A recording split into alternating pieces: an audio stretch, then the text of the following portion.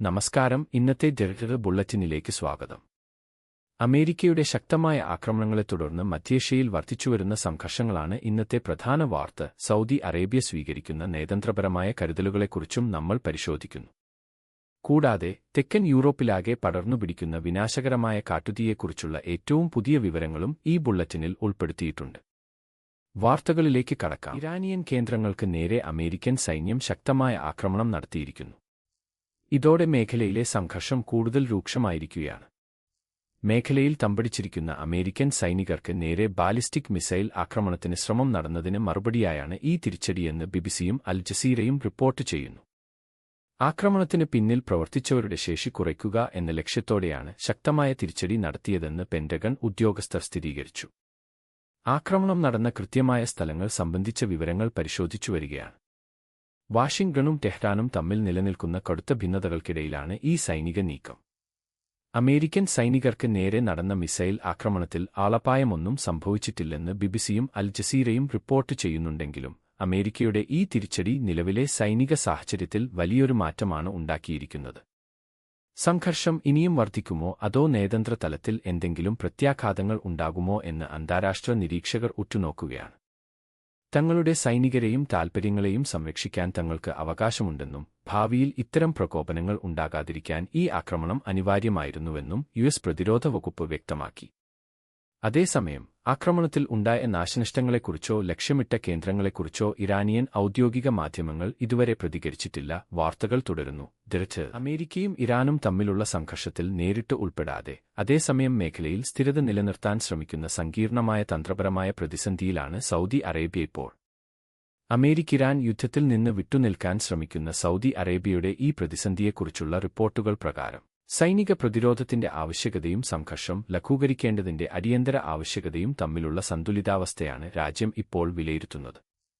ഇറാഖിലെ ഇറാൻ അനുകൂല മിലീഷ്യകൾക്കെതിരെ അമേരിക്കയോടൊപ്പം ചേർന്ന് സൗദി അറേബ്യ നടത്തിയ സംയുക്ത ആക്രമണങ്ങൾ ഈ വെല്ലുവിളിയെ കൂടുതൽ വ്യക്തമാക്കുന്നു.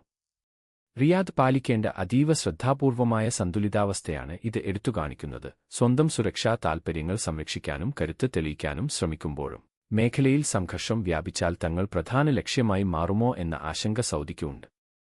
വാഷിംഗ്ടണുമായുള്ള സുരക്ഷാ പങ്കാളിത്തത്തിനും ടെഹ്റാനുമായുള്ള നയതന്ത്ര ബന്ധം സാധാരണ നിലയിലാക്കാനുള്ള ശ്രമങ്ങൾക്കുമിടയിൽ സൗദി നേതൃത്വം പെട്ടുപോയിരിക്കുകയാണെന്ന് നിരീക്ഷകർ വിലയിരുത്തുന്നു.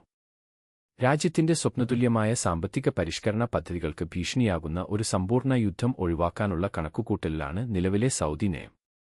സംഘർഷങ്ങൾ തുടരുമ്പോൾ സജീവമായ പ്രതിരോധം തുടരണോ അതോ തിരിച്ചടികളിൽ നിന്ന് അതിർത്തികളെ സംരക്ഷിക്കാൻ കൂടുതൽ നിഷ്പക്ഷമായ നിലപാടിലേക്ക് മാറണോ എന്ന നിർണായകമായ തീരുമാനത്തിന് മുന്നിലാണ് റിയാദ്. വേണ്ടി സ്ലോവാക്യയിൽ ഔദ്യോഗിക സന്ദർശനം നടത്തുന്ന UAE president Sheikh Mohammed bin Zayed Al Nahyan Slovak പ്രധാനമന്ത്രി റോബർട്ട് ഫിക്കോയുമായി ഉന്നതതല ചർച്ചകൾ നടത്തി. ഇരുരാജ്യങ്ങളും തമ്മിലുള്ള ഉഭയകക്ഷി സഹകരണം ശക്തിപ്പെടുത്തുന്നതിന്റെ ഭാഗമായാണ് കൂടിക്കാഴ്ച. ഗൾഫ് ന്യൂസ് റിപ്പോർട്ട് ചെയ്യുന്നത് പ്രകാരം സാമ്പത്തിക വികസനം, നിക്ഷേപ സാധ്യതകൾ, സാങ്കേതിക സഹകരണം തുടങ്ങിയ വിവിധ മേഖലകളിൽ തന്ത്രപരമായ പങ്കാളിത്തം വിപുലീകരിക്കുന്നതിനാണ് കൂടിക്കാഴ്ചയിൽ ഊന്നൽ നൽകിയത്. ദീർഘകാല നയതന്ത്ര വാണിജ്യ ബന്ധങ്ങൾ വളർത്തുന്നതിനായുള്ള ഇരുനേതാക്കളുടെയും പ്രതിബദ്ധ ചർച്ചകളിൽ പ്രതിഫലിച്ചു. മധ്യ യൂറോപ്പിൽ സാന്നിധ്യം ഉറപ്പിക്കാനും അന്താരാഷ്ട്ര ബന്ധങ്ങൾ വിപുലീകരിക്കാനുമുള്ള യുഎഇയുടെ തന്ത്രപരമായ നീക്കത്തിന്റെ ഭാഗമാണ് ഈ സന്ദർശനം. ഉഭയകക്ഷി അജണ്ടകൾ മുന്നോട്ട് കൊണ്ടുപോകുന്നതിനും പ്രാദേശികവും ആഗോളവുമായ വെല്ലുവിളികളിൽ ഏകോപനം വർദ്ധിപ്പിക്കുന്നതിനും ഈ സന്ദർശനം അത്യന്താപേക്ഷിതമാണെന്ന് പ്രധാനമന്ത്രി ഫിക്കോ വ്യക്തമാക്കി. വിവരങ്ങളും വിഭവങ്ങളും കൈമാറുന്നത് സുസ്ഥിരമായ വളർച്ചയ്ക്ക് അടിത്തറയൊരുക്കുമെന്ന് ഇരുനേതാക്കളും പ്രത്യാശ പ്രകടിപ്പിച്ചു.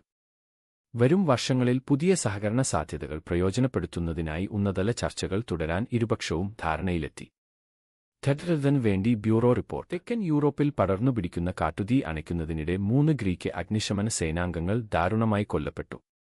അതിരൂക്ഷമായ കാലാവസ്ഥയെ തുടർന്ന് അതിവേഗം പടരുന്ന തീ നിയന്ത്രിക്കാൻ രക്ഷാപ്രവർത്തകർ പാടുപെടുന്നതിനിടെയാണ് ഈ ദുരന്തം. ക്രീറ്റ് ദ്വീപിൽ വീശിയടിക്കുന്ന ശക്തമായ കാറ്റ് തീയണയ്ക്കാനുള്ള ശ്രമങ്ങൾക്ക് വലിയ തിരിച്ചടിയായെന്ന് ബിബിസിയും അൽ ജസീറയും റിപ്പോർട്ട് ചെയ്യുന്നു.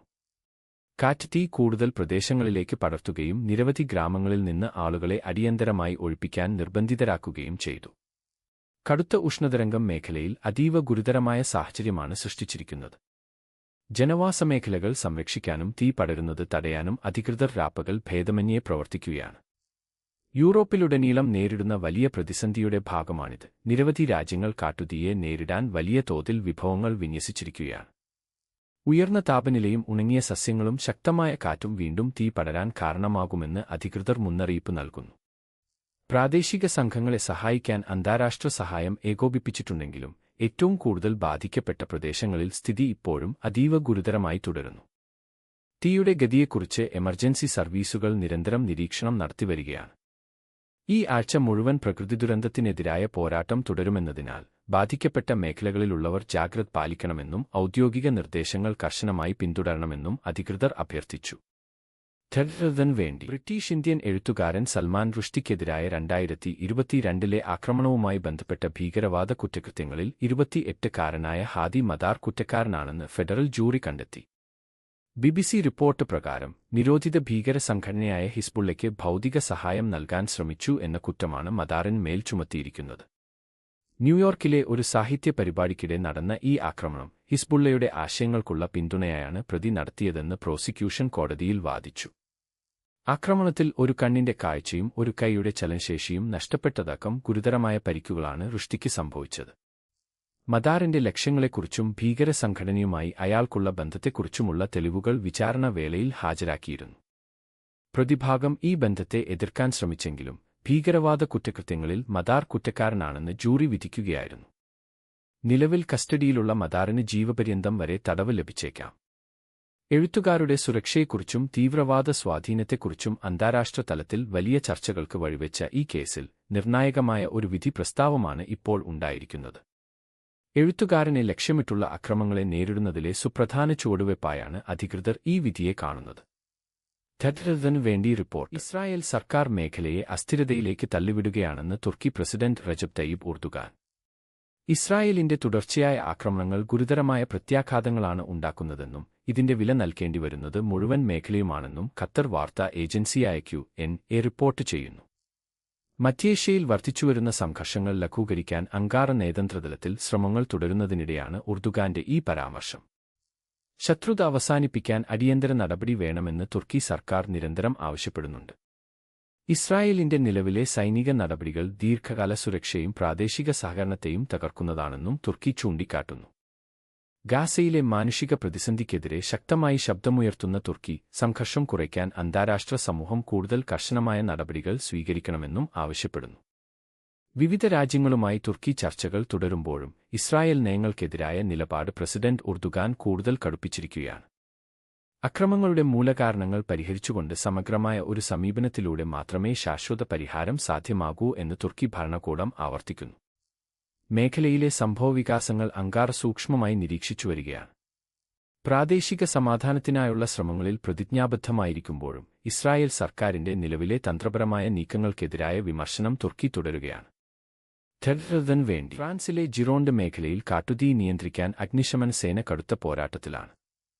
താപനില 40 ഡിഗ്രി സെൽഷ്യസിലേക്ക് ഉയർന്നതോടെ തീ അണയ്ക്കാനുള്ള ശ്രമങ്ങൾ കൂടുതൽ ദുഷ്കരമായിരിക്കുകയാണ്. കഠിനമായ ചൂടും ദിശമാറി വീശുന്ന കാറ്റും രക്ഷാപ്രവർത്തനങ്ങൾക്ക് വലിയ വെല്ലുവിളിയാണെന്ന് BBC റിപ്പോർട്ട് ചെയ്യുന്നു. ഇതിനെ തുടർന്ന് പല പ്രദേശങ്ങളിലും കർശനമായ ഒഴിപ്പിക്കൽ ഉത്തരവുകൾ തുടരുകയാണ്.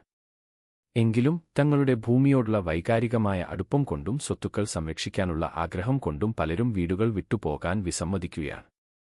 കാട് തങ്ങളുടെ വീടാണെന്നും പുകയും തീയും ഉയർത്തുന്ന ഭീഷണി വകവയ്ക്കാതെ അവിടെ തന്നെ തുടരുമെന്നും ഇവർ BBCയോട് പറഞ്ഞു. എന്നാൽ ഇത്തരമൊരു തീരുമാനം വലിയ അപകടമാണെന്നും നിലവിലെ അസ്ഥിരമായ സാഹചര്യത്തിൽ ഇവരുടെ സുരക്ഷ ഉറപ്പാക്കാൻ കഴിയില്ലെന്നും അധികൃതർ മുന്നറിയിപ്പ് നൽകുന്നു. ആകാശമാർഗവും കരമാർഗവും തീ അണയ്ക്കാനുള്ള ശ്രമങ്ങൾ തുടരുമ്പോഴും കൂടുതൽ അപകടങ്ങൾ ഒഴിവാക്കാൻ ഒഴിപ്പിക്കൽ നിർദ്ദേശങ്ങൾ പൂർണ്ണമായും പാലിക്കണമെന്ന് അധികൃതർ അഭ്യർത്ഥിക്കുന്നു.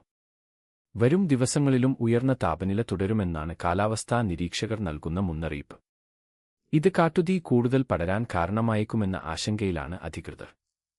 കൂടുതൽ വിവരങ്ങളുമായി ഉടൻ തിരിച്ചെത്തും. നൂർ ന്യൂസിന്റെ ഈ പതിപ്പ് ഇവിടെ പൂർണ്ണമാകുന്നു. ഇന്ന് നിങ്ങൾ കേട്ട ഓരോ വാർത്തയും പ്രസിദ്ധീകരിക്കുന്നതിന് മുൻപ് കൃത്യമായി പരിശോധിച്ചും ഉറപ്പുവരുത്തിയുമാണ് ഞങ്ങൾ എത്തിക്കുന്നത്. നൂർ ന്യൂസ്, കൃത്യതയോടെ, വിശ്വാസത്തോടെ.